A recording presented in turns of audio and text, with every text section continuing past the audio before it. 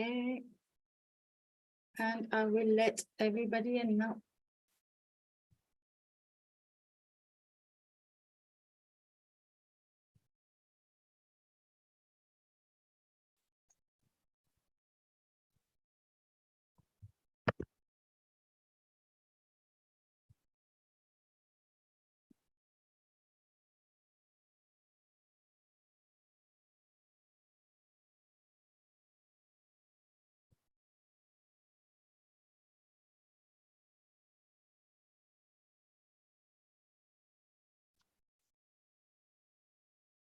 Hello, good morning, good afternoon, or good evening, wherever you are on the globe.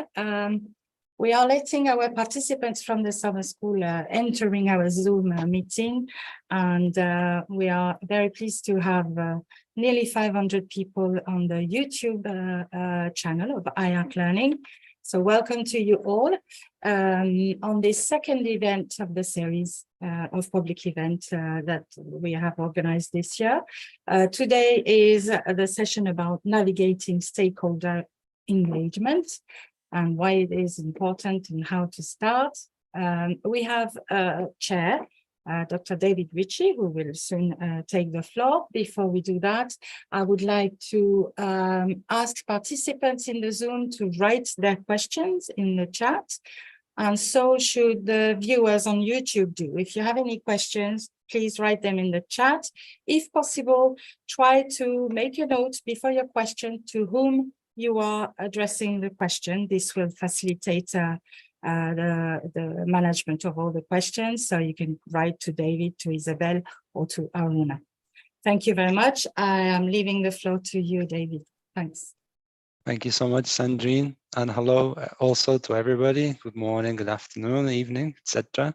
Everyone who's joining us here today for this public event of the 2023 Summer School of IARC. A special greetings to all of you who are following our session live on YouTube today. We really appreciate it. We appreciate the excellent number of people that have registered for this session. We're really delighted that you've made the effort to join us today, wherever you may be in the world.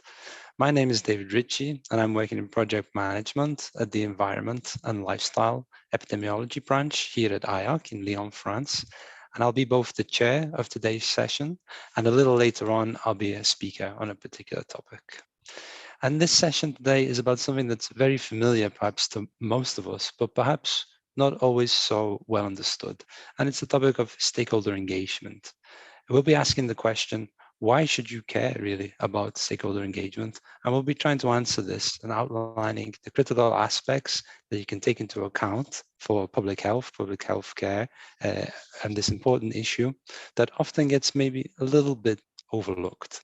And particularly, we'll be looking at how you can more effectively engage with your stakeholders in order to improve health outcomes more generally. From patients to healthcare providers, policymakers, civil society, and community groups and community leaders, to name only but a few, stakeholders play a really crucial role in shaping the landscape for public health and healthcare. So this is why it's really important for us to reflect on and discuss this topic here today.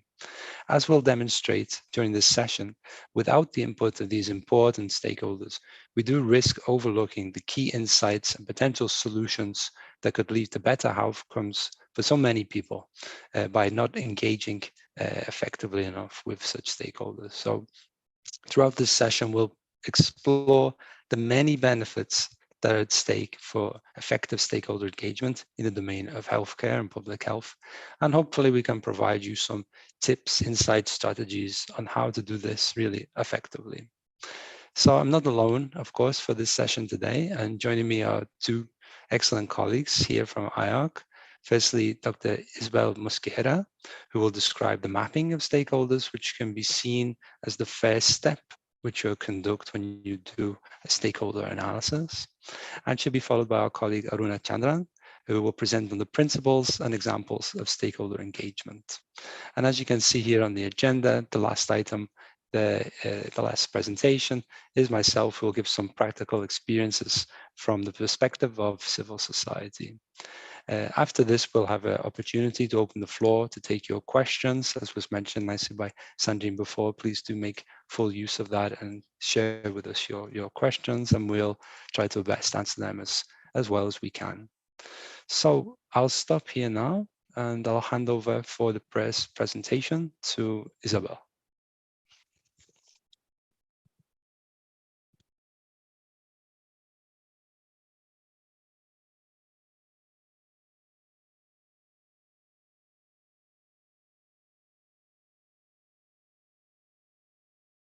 So thank you, David, for this introduction to the session today. And as David was explaining, I'm going to talk to you about the stakeholder mapping.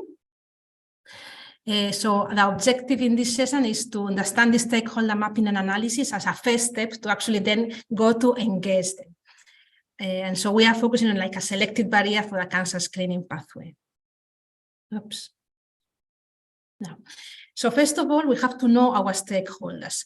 And when we think about knowing the stakeholders, we have to identify a person. We don't need to think of an institution, let's say the Ministry of Health. We have to be like more specific, thinking who would be the person that we are wanting to engage in our project, right? Who's like a stakeholder in our project that we need to take into account. So once we identify this person, we need to understand the position of this person regarding this topic, the interest they have on it, the resources, and then ultimately the power involved. So thinking of the position, obviously there's many different positions from being totally in favor to totally against the barrier or the topic that we are studying. So you have all the different grades. And you need to understand also what's the interest of overcoming this barrier. What are the advantages they see and disadvantages of overcoming that barrier for them, for the organization they are representing. So we normally classify in 3 levels, high, neutral, or low, but we have to try to see how we collect this information, how we understand what's the interest of these people, of these stakeholders in this topic, in this barrier. We can do this, for example, we can look at newspapers and maybe we can see there articles on them. We can look also at reports or publications, the speeches, or any reports from the institution. Also, a good source of information can be the expenditure data. You see in what they are spending the money. So that also gives you a clue on what could be that interest, and obviously any specific interview or any study or opinion poll. Then looking at resources, typically many times we think of financial resources, but here we have to think of resources in a general way. We have to think of human resources, technological resources, political, and any other resource that we think could be important for this the topic in question and the study. And when we think of resources, we have to think of two parts, like quantity and ability to mobilize those resources. So they can be, let's say, you can see here from a high quantity of resources to a low quantity. And also we can see cases where there's a possibility of mobilizing those resources. So this person has the decision on what should those resources being used in. That would be like we are numbering here as a 3. Then what you see here as a 2 would be that this person is one of the people involved in taking the decision, but this person on his or her own can't actually decide where these resources are going to go to. And then we have the 1 that has no ability to actually decide what happens with these resources. And when we think of these resources, we have this quantity and ability to mobilize, and this helps us to identify the power of this stakeholder.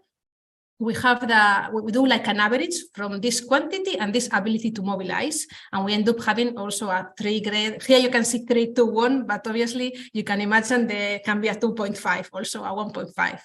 You'll see this when we go to the map. And this would be like the map, and you can see here that we are putting in the same matrix interest, low to high, and low and high power. So we consider, as you were saying before, we consider this power that we've calculated as an average from quantity and ability to introduce in this axis. So you see, you can have stakeholders that have a high interest and high power. Those are what we consider key players in the topic we are studying. So we need to engage them, and then we'll see what we mean with this, and manage them like quite actively. We can have also stakeholders with a high interest but low power, what we call defenders. So we need to consider them and keep them informed of our steps we are taking in this process of overcoming the barrier we are thinking about. And we can have also, you see stakeholders in this left part of the quadrant, you can see with low interest, but they can have a high power. So this would be like setting the context of this topic. So you need to understand them and be able to satisfy the needs. And then we have the low interest and low power, what we call like the crowd, which we need to monitor and inform occasionally. We can also see this represented in other ways. So you can see, for example, this like in circles or different levels. You can see the same ideas, but like closer to the decision to be taken to overcome the barrier or further away. So you see this broader stakeholder and general public would be what we called before the crowd. And these decision makers would be those with a high interest and high power. Any of the two ways of representing are okay, while you understand what's the characteristics of each of these levels of stakeholders. And when you think of levels of stakeholders, you also have to think of these micro, meso, and macro level stakeholders. For example, if we take the case of the health system, we can think of a micro level stakeholder like the healthcare professionals that are in the healthcare center. We can think at a meso level as the associations of professionals, for example, of the College of Medicine, doctors, sorry. And then at a macro level, we can have like the health authorities, and then you can see also at this level, we can find media or private companies looking at different sectors. And here you can see how we have to take into account if for to overcome a certain barrier, we don't have to just focus on like, let's say on one line, if it's something screening program when you think of just the health ministry, you have to think there's other sectors involved. So the information system, for example, obviously the financing, the delivery of services, having enough trained personnel to provide these services and having the equipment and the consumables we need to provide a service. And obviously we can't forget the governance, the coordination of the program. And you see here represented also, it's not only the different sectors, but also private and public sectors we need to consider. Here's an example also of this micro, meso, and macro, an example from Uganda, where they're looking at the access of mothers and babies to healthcare, and you see they were looking at the macro level, they were looking at the Ministry of Health, Member of Parliament, religious bureaus. Then at a meso level, they were looking at the district level as the leadership, the health teams. And then at a micro level, we had the healthcare providers, as we were talking before, the public and private providers, but then also obviously the mothers and fathers, and then community leaders and transporters, the people that are taking these women and children to the healthcare centers. So we need to take into account all the different levels when we approach a problem, a barrier. Also, we have to think if there's any group that's specifically like more vulnerable on that specific topic. So, for example, in this study in Iran, they were looking at policies related to hepatitis C, and you see they're considering groups that are where there's a higher prevalence of hepatitis C. So they're looking at population in prison, the organization that's related to blood transfusion and drug control. And this is an example just to give you some ideas of like to be like in a wide range, what could be potential stakeholders for a barrier on cervical cancer screening. But you see, this is not an exhaustive list. This is just to give you an example so you understand which could be different stakeholders. So obviously we have the Ministry of Health or the Secretary of Health, but we have to consider also if there would be a stakeholder like the Ministry of Education. So in the plans for training health professionals, for example, or for example, for primary prevention. The Ministry of Economy, obviously, because we need the financing. Ministry of Transport, because they would be involved also in the, for example, having ambulances or any transportation for the patients to the centers. And in cervical cancer screening, we have to consider, obviously, HIV Commission. We have to consider the regulatory commissions, any donor foundations, international agencies, for example. At a meso level, you see again the regional health authorities, the professional bodies. We can have also, obviously, the information system, the cancer registry and national institutes of statistics, associations of cancer patients, NGOs, the civil society. At this level also. Here I've placed media in this meso level, but it could also be in macro. So some of these you may think that could be like moved from a different to a different level. And then we have at a micro level, obviously the cancer patients, in the case of cervical cancer screening, HIV patients also, any vulnerable groups that are being left behind in the access to treatment or to screening and diagnosis. Healthcare providers, healthcare centers, labs, information systems. You see, there's a wide variety of stakeholders we need to consider when we think of a topic that we want to approach and try to work on a solution to overcome this. And this is all on my side. Thank you. I leave back the floor to David. Stop sharing. Wonderful. Thank you so much, Isabel. This is a great presentation, and I think you give across the key message there about the wide variety of stakeholders you have to take into account in such circumstances. So thank you very much for that.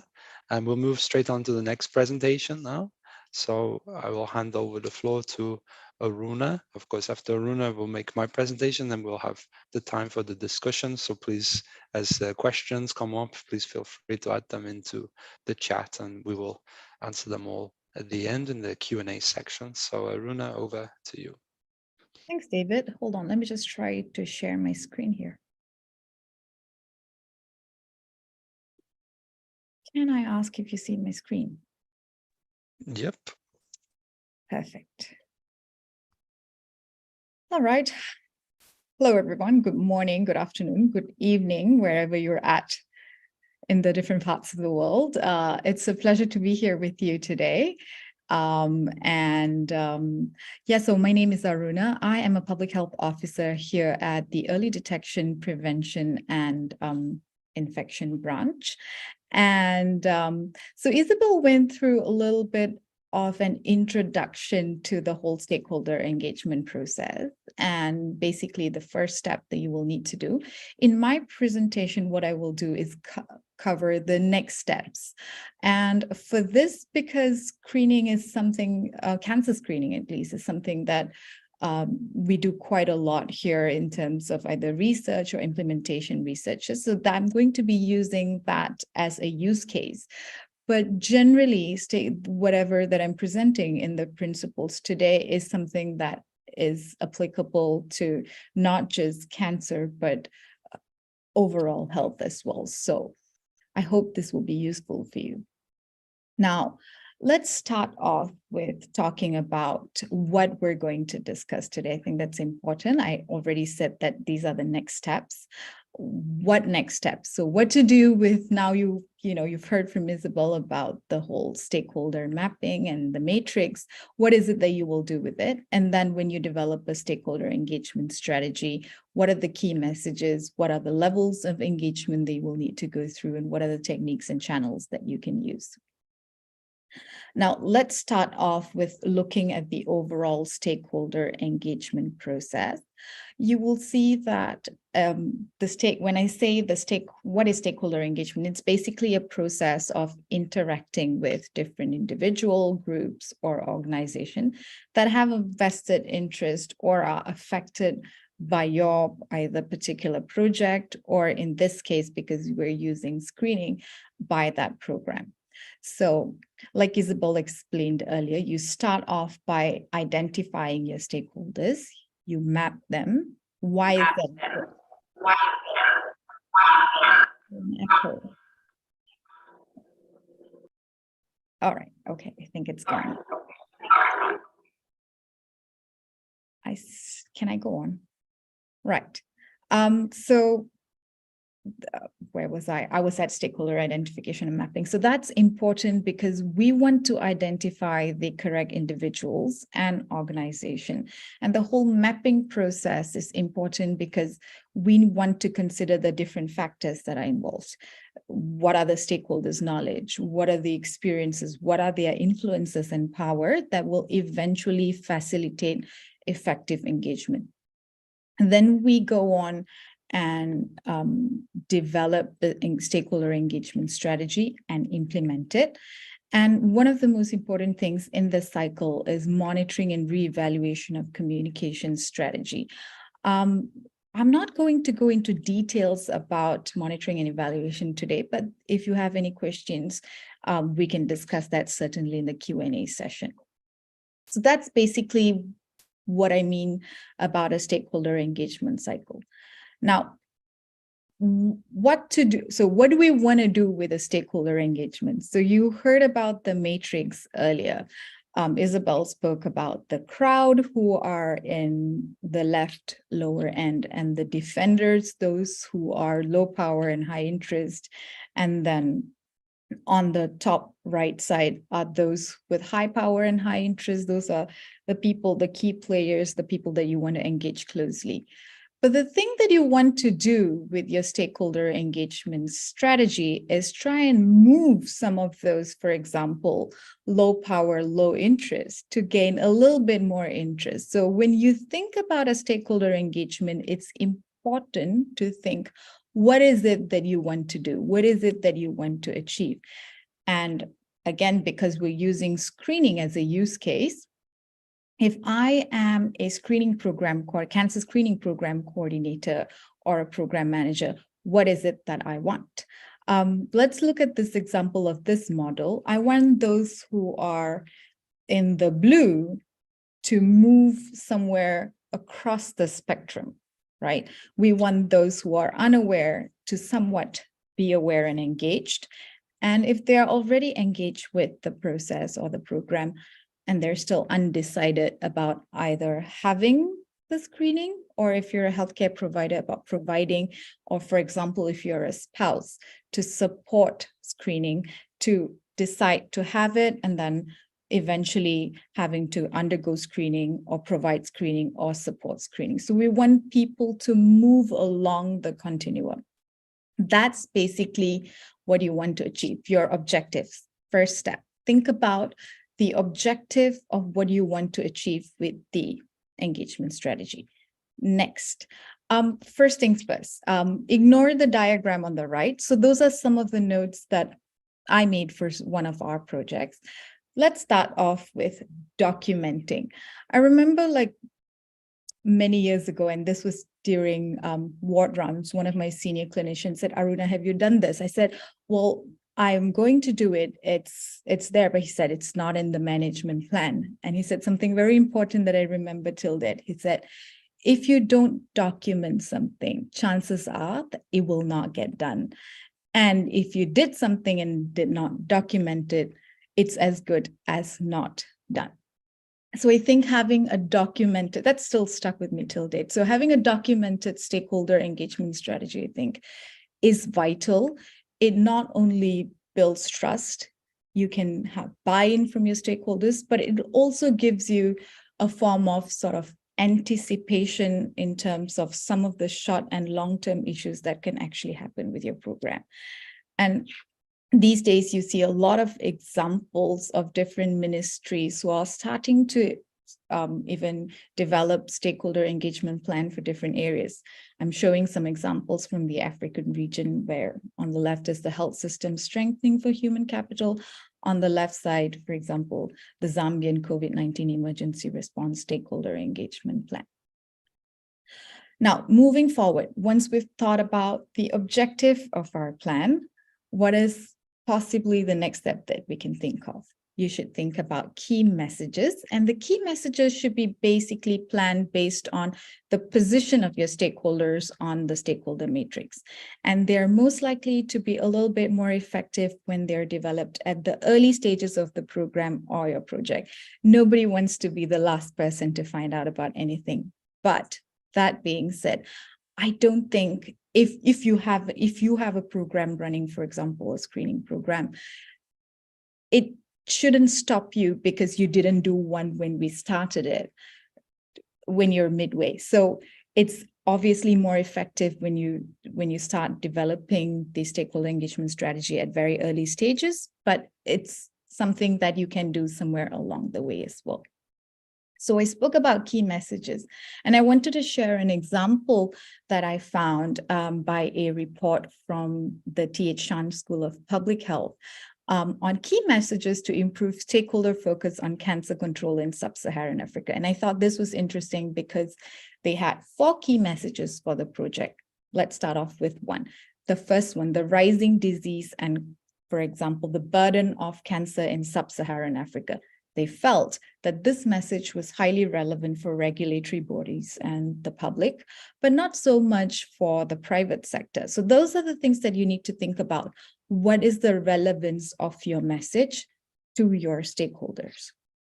Next, once you've got your message, what is the level of engagement that you want to have with your stakeholders? And there are many types of categorization. This is just one that I'm showcasing here. Do you want to inform them? Do you want to consult? Do you want to involve them? Do you want to collaborate with your stakeholders? Or do you want to empower them? There are different things such as, for example, monitoring, transaction. It's also very important that you think about the frequency of the engagement. So what's the difference between, for example, consult and collaborate? What's the difference between collaborate and empower? So let's look at some of the definitions. I thought it would be useful to elaborate them. For example, if you are informing a stakeholder, you would tell them something, you would educate them. Often it's a one-way communication. You don't really expect a response, but receiving a feedback will be useful. If you consult your stakeholders, you want some form of feedback, but the two-way communication is somewhat limited. If you're involving them, now there is a two-way or even a multi-way communication among your stakeholders. There is learning that takes part on both sides. And you work with these stakeholders throughout the process to ensure that the issues and concerns are understood and considered. If you're collaborating, this is basically treating your stakeholder as a partner, definitely two-way or multi-way communication, but there's a little bit more depth into this where you're learning, you're making, you're negotiating, you're making decisions together. And if you're empowering, this is basically delegating decision-making into the hands of a stakeholder on a particular issue. For example, if you're running a screening program, there are maybe pockets of population that are often left behind. And if you're working with a civil society in cancer who are providing this screening, you can empower the civil society to make the decisions on how they will approach and how they will run a screening program outside of whatever that's already ongoing with that information or with that level of engagement that you provide them, because they are now empowered to make some decision-making on their own. Now, we've already spoken about levels of engagement. The one thing that I mentioned was frequency, but how? If you are someone who wants to empower your stakeholders, chances are that you need to think about your correspondence. A phone call or an email is not going to work, is it? It would be better for you to have one-on-one meetings, formal meetings. If you're somebody who just wants to inform, would a project leaflet work? It should. If, for example, you want to consult, would focus group discussions be useful? So those are the things that you need to think about when you're thinking about levels of engagements. What is the frequency? How much you want to engage them? What is the, again, the channel of engagement? And so I just wanted to share an example of a table that we filled for a particular project. I won't go through or read this into detail, but let's just say you have a politician that you want to empower. What are the ways that you can do it? You want to enable them to make decision-making or prioritize a screening program. You can do that through one-to-one meetings, but you can start by sharing policy brief or reports and updates. Or if there's already a high-level existing high-level advisory group, you can start with presentations. Sometimes it takes time to engage people. I heard a quote somewhere that stakeholder engagement is not a sprint. It is more of a sort of a relay race where the information that you have, you pass the baton on to the next person, and they help you get to that final line where you achieve your outcomes. So how is it that you pass the baton? Who do you pass the baton to is extremely important. Now, I'll move on to share some examples. We'll start off, I spoke about politician earlier, so maybe I'm going to go on to my next slide. I'm originally from Malaysia, and this is an example of how a project, initially a small research project that was led by an academician back in Malaysia, approached a politician. So let's go back to Isabel's presentation earlier. She spoke about who your stakeholder is. And so you need to start thinking about who they are. This is, for example, an ex-MP, somebody who has some amount of power and some amount of interest. She's somebody who, for example, is interested in women and children's issues, but not necessarily cervical screening, for example. This is somebody who you can actually move along that whole continuum, somebody who perhaps is aware, but not really engaged. And think about the messages that this project could have given her. So I've put it in box. First key message. Basically, she's saying that it is crucial for women to get screened for cervical cancer. Now, she's saying the awareness for women is very important because it teaches you how to self-check. This project is basically HPV DNA self-sampling for cervical screening outside a tertiary hospital setting. And she says prevention is the answer to cervical cancer. So this is probably what the messages that was delivered to her. Without going into details of the levels of engagement, think about it. So key messages, what level of engagement would have taken place and what frequency that engagement would have taken place to basically to ensure that this politician is now gone from somebody who had some interest to then becoming someone who is empowered to speak about this program on your behalf. And if you see this is actually a screenshot of a news article where she very much embraces the project and speaks on behalf of the project. So this is one example. If you think about your client, for example, as a stakeholder for cancer screening, what is the key messages that you would like to tell them? I just thought of a few. Screening is a personal choice. I want them to know the benefit, but I also want my clients to know what are the harms and limitations of screening. I want them to know the estimates of probabilities, and I want to not just give statements, but I want to also supplement this through visual aids. I want my clients to know that there is benefits, and while there are some harms, the government or health authorities have basically evaluated the benefits and risk, and they've decided to offer the screening to eligible women, for example. And the key message has to focus on what's in it for them. I think that's basically a lot of times we think about, as for example, cancer screening or program managers, we think that we're doing good. So women or the clients need to accept what we are providing. But we need to think about when we're engaging or communicating to the clients, what's the value of change for that particular client. And the other thing that often sort of gets sidelined in engagement and communication is we don't consider the competing priorities of clients. Or, we spoke about channels. It doesn't have to be mass media campaign. What about what's already in the system, community health workers? Can we use point of contact that women or client are familiar with? Are we using the right language to speak to our stakeholders? Some things that we need to consider. Are we speaking in language that are understandable or simple, or are we saying screening, for example, has false negatives and false positives, which sometimes makes total sense to us as healthcare providers, but not necessarily to the client. The information has to be simple and for comprehension for individuals of different literacy levels.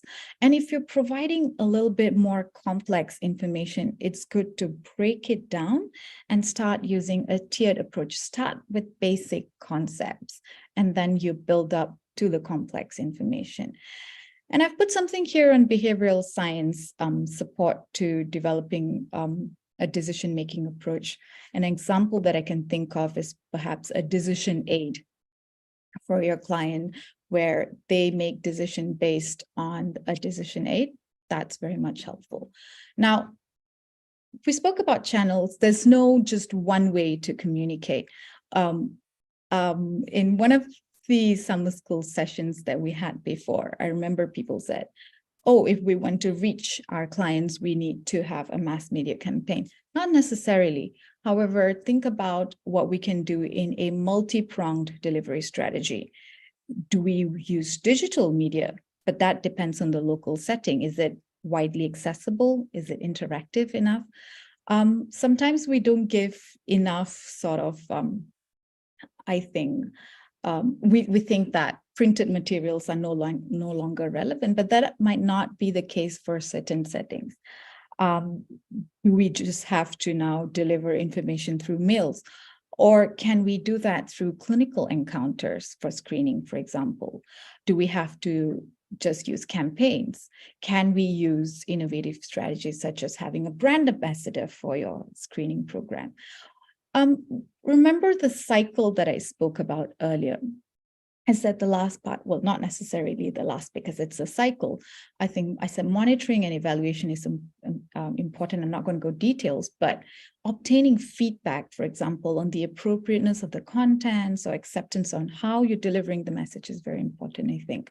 And in screening or cervical cancer screening, because that's the example that I'm using here, frank discussions between the women and healthcare professionals is something that's very useful. I've gone past my time.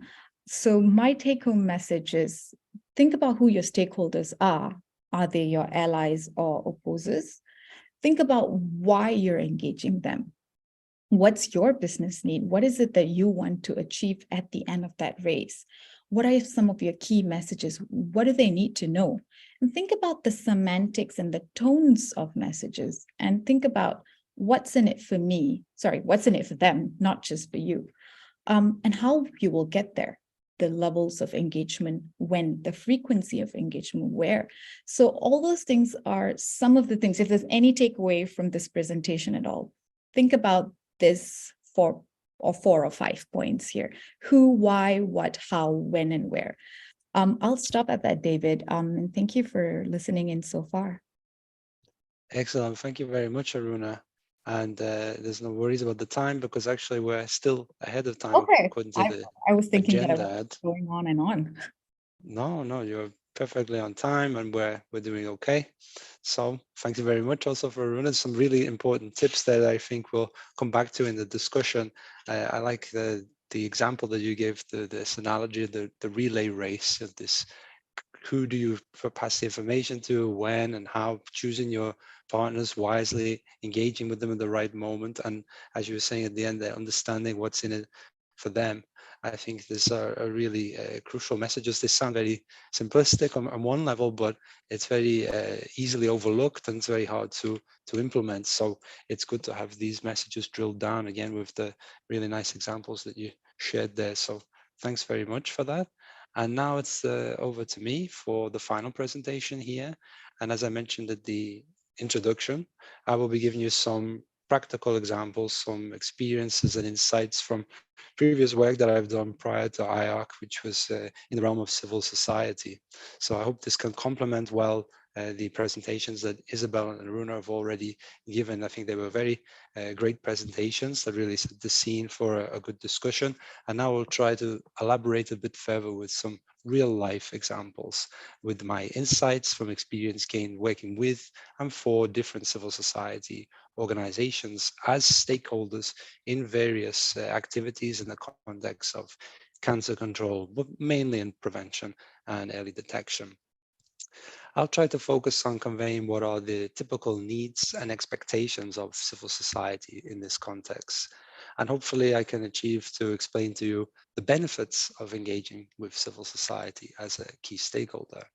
And I believe, and hope to stress this in the presentation, that it's important to engage with civil society because they can greatly help with improving and ensuring the effectiveness and sustainability of all health-related initiatives. I think Aruna already gave some really nice illustrations of how that's possible in her presentation that can expand on a bit more. And I think we're very fortunate today that we have such a broad and diverse audience, both here in the summer school online meeting and also following us online on YouTube, and many people in the audience who come from different sectors. So you can listen in closely and try to take away from this presentation things that are relevant also to your particular perspective. So try to make it as relevant to as many of you as possible, whether you're working in a more project time focused setting or a more programmatic one. But the first point of call, of course, is to make a little definition, an explanation of what we mean by civil society. So perhaps when you say civil society, you might think of something like you see here on the screen. It's benevolence, it's a charitable giving. In this case, a very nice pair of new shoes that the volunteer of the charity is handing out. So this is maybe what comes to mind when people think about civil society, these sort of benevolent goodwill acts. But a more, let's say, official definition would come with something like this. A civil society is a non-state, non-for-profit, voluntary entities formed by people with social interests that are separate from the state or the market. Civil society organizations, or CSOs for short, represent a wide range of interests, but they do not include the business or for-profit associations. Some examples of civil society organizations can include social partners such as trade unions, non-governmental organizations in the areas of public health and environment, and also grassroots organizations in youth groups. So you can see already from those examples, they would have roles to play in various formats in terms of cancer control and cancer prevention more specifically. And in that context, they act as a dynamic force that complements and enhances the work of governments, healthcare providers, researchers, etc. So you can think of CSOs as mobilizing forces that mobilize the community, advocate for policy change, provide support services. They are providers too, as well as this sort of intermediary role or spokesperson role, and they contribute to research and innovation in cancer control.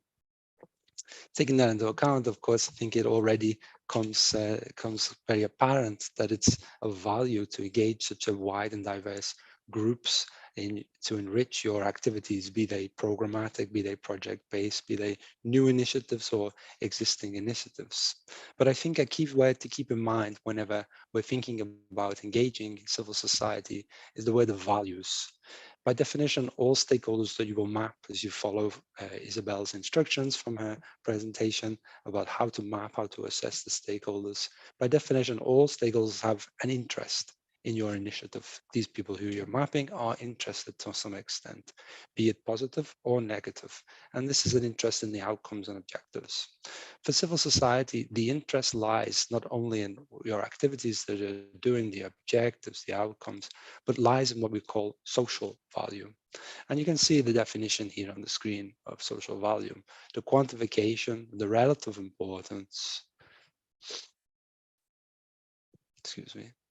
the quantification of the relative importance that people place on the changes they experience within their lives. So really to have a social, societal impact. This concept is really crucial and essential to the very purpose of civil society itself. So it's critical when you're performing your stakeholder analysis and mapping processes, as Isabel and Aruna have outlined in their presentations, you take into account also the value that the CSOs place in accruing the benefits for society. This will help you navigate better your stakeholder engagement work. When you can see, as Runa was mentioning in her presentation, what's their interest, what's in it for them. When you take that into account, this will make the engagement strategy much easier. But please bear in mind that even amongst civil society organizations, the focus on the emphasis of social values will often differ. For instance, the values and the interests of trade unions, for example, are not going to be identical to those of a grassroots community grouping. So it's important to understand the specific values that guide civil society groups that you will be engaging with in your work.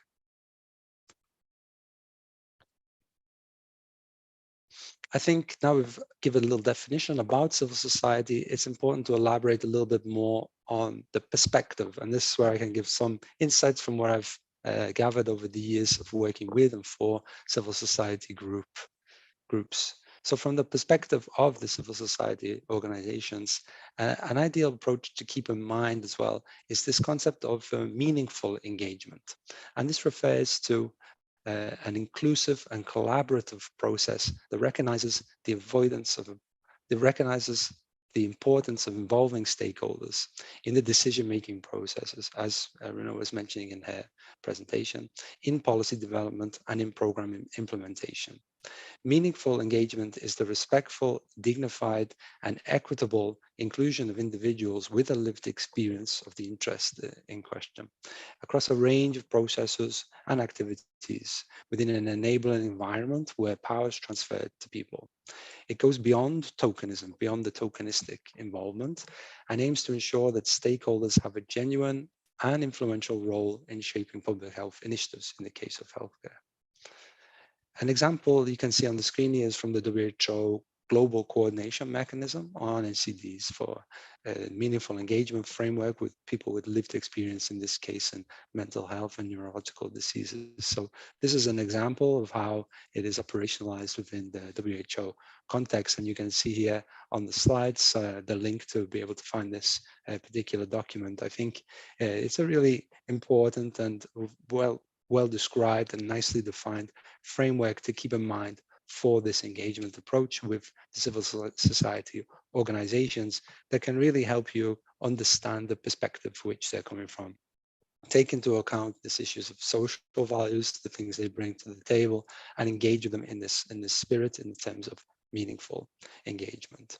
So in the next slides, I'm going to provide some more personal examples and experiences of civil society engagement work and how it's worked out into specific examples. So you can see here the exhibit A. This is a breast screening project example. It was a multi-country project which really looked at the future of breast cancer screening, comparing the status quo with a new, more innovative approach that was implemented across several countries. For this project, of course, as we're hopefully as an outcome of this work, proposing modification, changes, adaptations, and improvements to the existing status quo for breast cancer screening, we would of course need to understand and engage the interests and insights of the various stakeholders who would be involved within such a screening program, which has a massive public health impact and benefits. So we needed to do important stakeholder mapping work as an early stage in this process to prepare the ground for the possible changes that would be coming for breast cancer screening should the research project be successful. Of course, the most important stakeholders in this instance are the women themselves who will be invited, who would be offered breast cancer screening, perhaps in this new adapted way. Of course, what did we do? Well, we followed, of course, a great advice we've seen here today from Isabel and Aruna. We mapped our stakeholders at the national level, the policymakers, civil society organizations, industry, patients, female health groups, etc.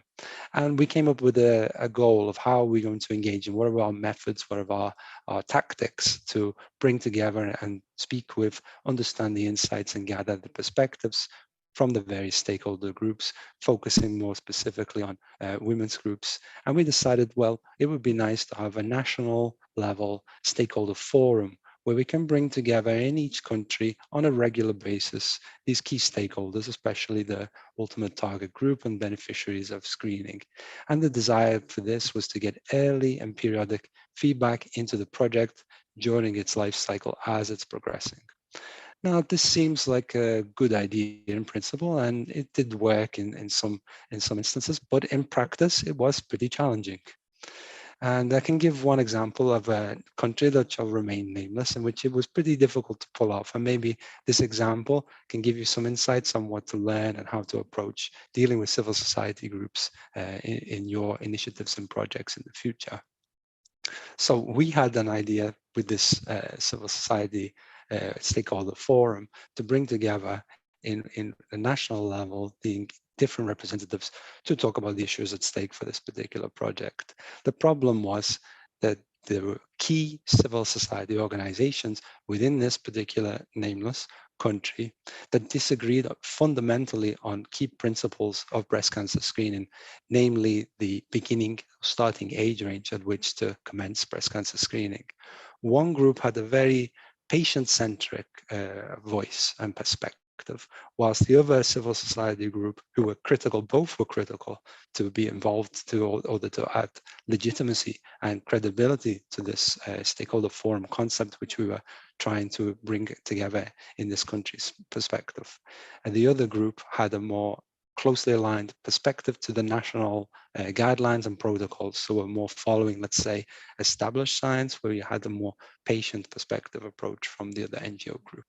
And historically, there had been tensions between these two organizations and little willingness to compromise and collaborate, as they were fundamentally opposed. So we attempted some reconciliation. We hoped there would be a picture of a discussion, as you can see on the screen, nice, beautiful, smiling faces, people engaging with each other and wanting to learn. But in reality, if we'd have gone ahead as planned, as we'd initially planned with this forum, bringing together, forcing together these groups to have these discussions in the context of our project, we would have had something a little bit more like this, I would imagine. So we needed to fundamentally rethink our methods and means of engagement and move away from these national level stakeholder forums and instead try to bring it into a more multinational perspective, which could perhaps address some of the tensions and difficulties that were present at a more national level. And these in turn would be complemented with more bilateral engagements. In the example of these two competing NGOs that I gave from the nameless country, we could have separate discussions with them on the side of these more international, multinational perspective meetings for the stakeholder forums. Of course, this meant more effort to us, and we had to rearrange our strategy and implement accordingly to this. So the lesson learned here was that we need to pay more attention to the needs and relationships that exist at the national or local level. Keep in mind Isabel's presentation on the macro, meso, micro stratification of stakeholders when you're mapping your stakeholders. We didn't pay enough attention more at the national and local level to the existing relationships were there. And we instead imposed on this process our ideas of what we thought would be a good stakeholder engagement method, what would be a good means of communication engagement, namely this national forum, which if we'd have gone ahead would have been pretty disastrous, and we had to of course change plan, and this implies resource allocations and time and so on. So this was a key lesson learned to us, to understand these things beforehand and adopt a plan accordingly once it's informed by the insights of your stakeholders. The second example is a little different. This is an example on a youth initiative. So the first example was a project, so has a beginning, middle, and end, whereas this example is a program, so a recurring initiative to engage and empower young people to be promoters of the science for public health and cancer prevention. So there's a little bit, I think, interesting to see how two different approaches can work. And the project-based example, of course, you have a hard end date, but then with programs, it's a recurring thing. So you have to keep in mind that you need to understand and evaluate frequently and adapt to the outcomes of these evaluations within a longer-term programmatic setting. This particular program was a voluntary bottom-up initiative designed to train and empower young people as future health advocates and leaders in cancer prevention. The program and the individuals who were participants of it were stakeholders in the sense of the program. So they were members as stakeholders there as members of the program. But as we were trying to empower them to do activities in their respective countries and regions, they were also stakeholders with other initiatives in those countries and regions. They looked something like this. Let's say you can get young people being empowered, having a good time, learning from each other. This is a sort of typical image of how they were working. And after several years of running the program, we conducted a systematic evaluation to find ways to improve it based upon the experiences directly from the participants. So we, as the runners and the organizers of the program, consulted with our members of this program as stakeholders of the program to get their insights and experiences, what they appreciated, what they would like to be done better. And what did we find? We found a wide variety of experiences reported by the participants in terms of their value, meaningful engagement with the work they had an interest in, both at the national or local level. So we had very different experiences in terms of what they reported as members, as stakeholders of this program, what their experiences were in that capacity, versus what their experiences were as individuals being stakeholders of initiatives and projects and other activities in their respective countries. So here you can see on the left-hand side of the bottom right of the screen, some quotes from the examples that we got from the experiences of the stakeholders of the program. They were positive, which we were happy to hear. To sum up, they were essentially that people appreciated being listened to, appreciated having opportunities and support available, and real input into decision making. So from their perspective, as a civil society grassroots group, members of this program, that's really what they appreciated, those things. On the other hand, when they went to their national or regional local level for different initiatives there, quite a different picture emerged. The feedback essentially range from tokenistic engagement. You can see here a specific quote that came from one participant that they felt like they were a token participant within this initiative.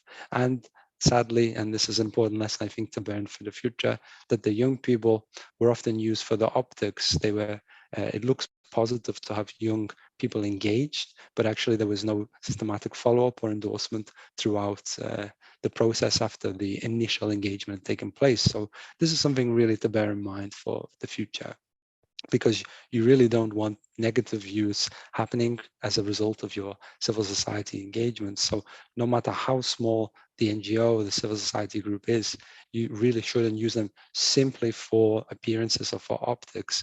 You shouldn't get them coming in at the end of a process to provide endorsements or to give extra legitimacy and to add to something before which they'd not had much engagement with. They'd no previous encounter with an initiative. And if you bring them at the last minute, ask for endorsement, this can often cause real ill feeling and lead to negative opinions and feedback. So you should always try to avoid this outcome. So now just to sum up, of course, as you can guess from those couple of examples and what you've seen already from the presentations from Isabel and Aruna, there are both benefits and challenges for civil society engagement. Of course, there's diverse perspectives and there will be coordination difficulties. Civil society groups are not all the same, so this brings into the difficulties into arranging a good way of working together in a systematic way with these groups. And there are also resource constraints that you must take into account when you think about civil society groups. They're often working on very bare resources, representing marginalized or underrepresented communities. So they really do face extra difficulties and limitations with regarding their resources and availability. And please pay attention as well to the power dynamics. This can also be a sensitive issue and can help and can hinder the interaction and influence that civil society groups bring to the engagement processes. But of course, there are more benefits than challenges, I would say. The diversity is a strength. They have first-hand knowledge of community needs and experiences. As I said at the outset, they can mobilize communities. They are unbiased entities that work in the interests of the community. So think again of the social value. And they also play a significant role in policymaking advocacy efforts that can influence policies. So leveraging their advocacy skills and community networks, I think, is really, the strength to take account of. And lastly, it can lead to improved implementation and sustainability of initiatives for the future, as the CSOs can help identify barriers and tailor solutions to overcome those and lead to a situation where you have community ownership through the early, frequent, and meaningful engagement of these groups throughout your stakeholder engagement process. So to conclude, conclude, I would say, with a quick ABCD of messages for civil society engagement based on practical experience from different perspectives in the context of cancer control. Please avoid tokenism and try to build trust as much as possible. And by avoiding tokenism, I think this is a key way to building trust. Remember to be broad in the outreach and think about the underrepresented, marginalized, vulnerable groups. And civil society is really the key mechanism and way to be able to reach these excluded or marginalized groups in order to achieve equity within society, and create engagement methods and models with the stakeholders. Don't make the mistake I did, impose a forum one particular example of engagement on a group that isn't going to work, that you haven't already gone into a consultation, understanding the needs and preferences beforehand. Create it with them, and then you'll have a better engagement approach. And of course, lastly, don't give up. It will be difficult. You will have obstacles, barriers, but you should persevere. And understanding the values of stakeholders can really help you in that process. In case of problems, try to break issues down to more smaller issues, to subsets, follow the tiered approach, as Aruna said, and be flexible and try to find compromises. So I hope I have encouraged you to consider engaging with civil society within your own work. I will end my presentation here. As you can see, we see that civil society are a key part of the puzzle. So if you make the real efforts to engage with them, it will really pay off with great benefit for your work. The floor is now open, I believe, for questions and discussion with the audience.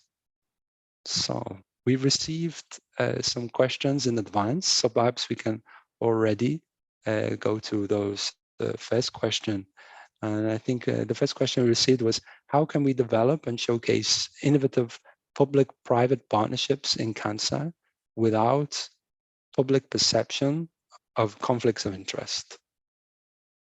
So I can perhaps start off on that one, and David and Isabel, if you'd like to add on, just feel free. So it's not just for innovative public and private partnerships in cancer. I think it's for any public and private partnerships. A lot of times when we think about cancer, either in research or program, it's often something that is in a program sort of aspect, right? And then a lot of times we speak about the health system sort of approach to partnerships, or just different aspects of health system. I think in terms of public-private partnerships, they're neither that or this. They're sort of like, diagonal sort of approach. And so it's basically trying to do utilizing different sort of strengths that different partners bring to a partnership. And I think that's really important. But the question really here was, I think, how do we do this? What was the question again, David? Specifically, how do we do this without breaching trust, was it? Without public perception of conflict of interest. Okay. So and I think that's the key issue. Okay, so the issue is the public perception. Mm-hmm. I think if it's any initiative, whether it's research or program, if there's a public-private partnership, I think it's very important to start off thinking about your goals. What is it that you want to do? Do you want to partner to improve patient outcomes? Do you want to improve, enhance access to treatment? Do you want to accelerate cancer research?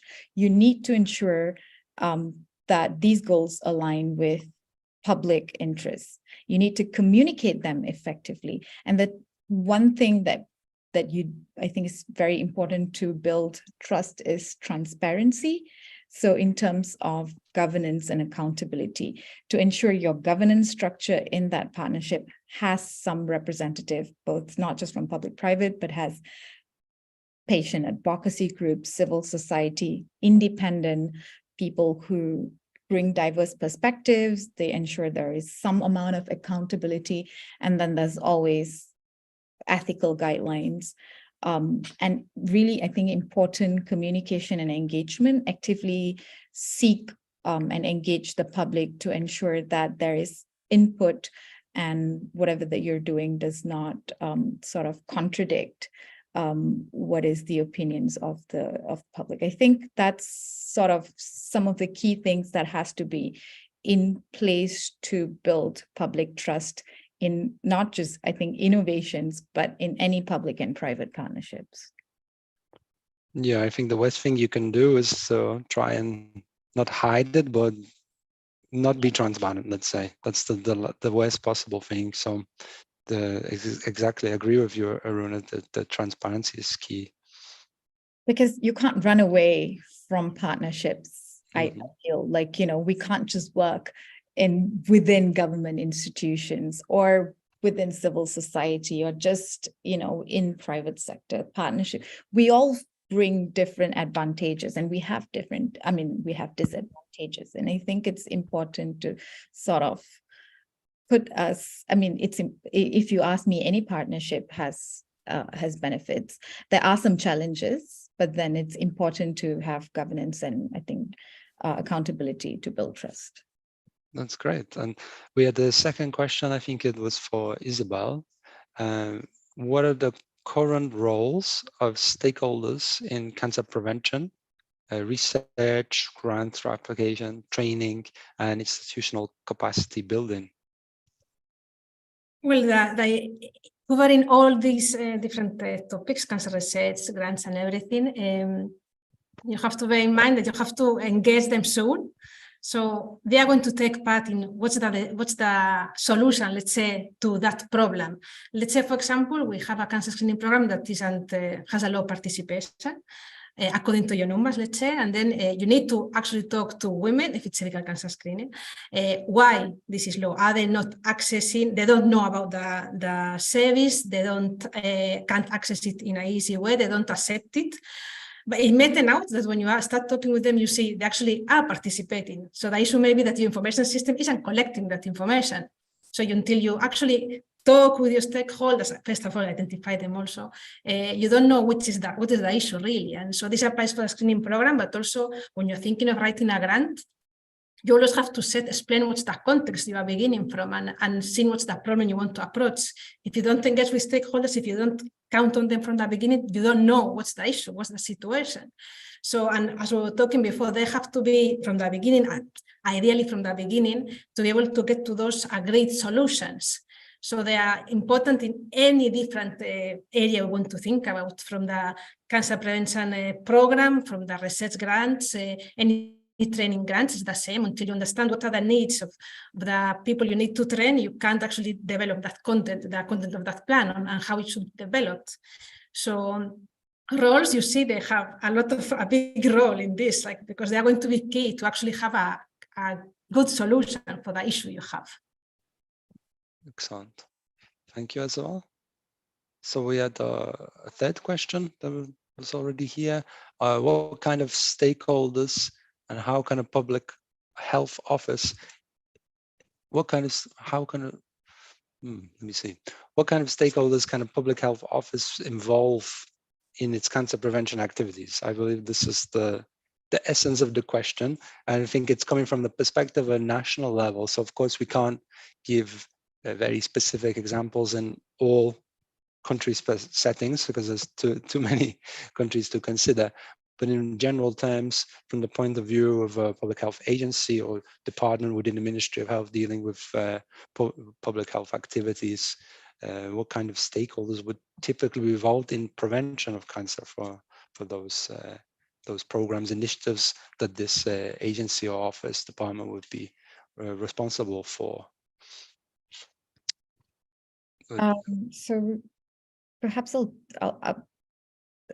you're right, David. I think the gist of the question is, what is the role of public health officers in cancer prevention, right?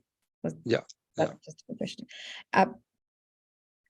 Very much all the way from setting strategies in terms of, cancer control plans, just looking into translating that high level strategies or high level policies into implementation programs to Department of Public Health can in fact implement those programs, conduct surveillances. They can raise awareness for cancer programs. They can also support develop regulatory, if they are involved in regulations, work closely with the legal departments to develop regulatory sort of laws or regulations related to cancer, whether it's in the form of notification, data protection, cancer registries. They can also work collaboratively with the different stakeholders. So Department of Public Health, I think, plays a very much central role in cancer care, just the overall spectrum, all the way from prevention, starting from prevention. So it's very much the gist of smack in the middle of cancer care. And like you said, I don't think we can go into a Department of Public Health of a specific country X or Y, because we don't know the context. But overall, I think that would be my answer. There is a overall coordination that can come from the Department of Public Health. Yeah, exactly. That's a more central role, and we can't give the specific example, but in general cases, they would have the stakeholders of other agencies, of the healthcare professionals, and also, as from my presentation, I hope I came across the importance of community groups and civil society, and I think very relevant for this context of this community here for the summer school, the research and academic institutions. So all the typical stakeholders are available to this entity itself. I think we have only time for one last question, which has been in the chat for a little while now. And this comes from Sophia. Keeping the stakeholders engaged is very difficult. Any suggestions of how to keep their engagement? Well, I think I can start off. I would say you have to have clear, open line of communication, and make sure the communication is effective, so to know what you want to achieve. Think back to some of the presentation that Aruna gave about the frequency as well. This is really important to know what's appropriate for us. It's not the same for all stakeholders. So the effective communication, clear and open line of communication that works for those stakeholders is really key. Have realistic expectations and define them on both sides. Don't expect too much, especially if you're talking about voluntary groups and civil society organizations. You can't expect perhaps the same as you would get from dealing with other stakeholders who have greater resources, for example. And it's important to have this regulation of feedback and engagement to get responses back about what you can do better and improve on that. So you should make encouragements, keep it relevant and lively for them. Also what Aruna said, to refer back to the point of remembering what's in it for them, but to keep going back and updating and understanding that that's still the same perspective, that they're still happy, that they still want to be engaged, and modify accordingly according to whatever feedback is given. So you have to be adaptive and continually assess the needs and expectations of stakeholders and adapt according to those needs. And then lastly, I would say, going back to the original question, transparency is very key, not just in this engagement with the industry and public-private partnerships and so on, but in general, to be transparent about your objectives and also the strengths, weaknesses, the risks, the challenges. So those would be some things I would say. If Isabel, Aruna would like to add anything? I was about to write in the chat a great summary, David. Okay. Yeah, I particularly like that whole what's in it for me. I think people will be engaged if they know that there is something in for them.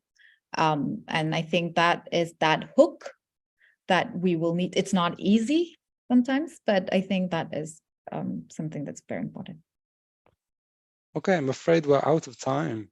So we may have even gone slightly over time, so I apologize to Sandrine. Thank you everyone for joining, and I give the closing word now to Sandrine. Thank you. Yes, thank you very much, David. Thanks to Aruna and Isabel and our participants. We will now close the public parts of this session.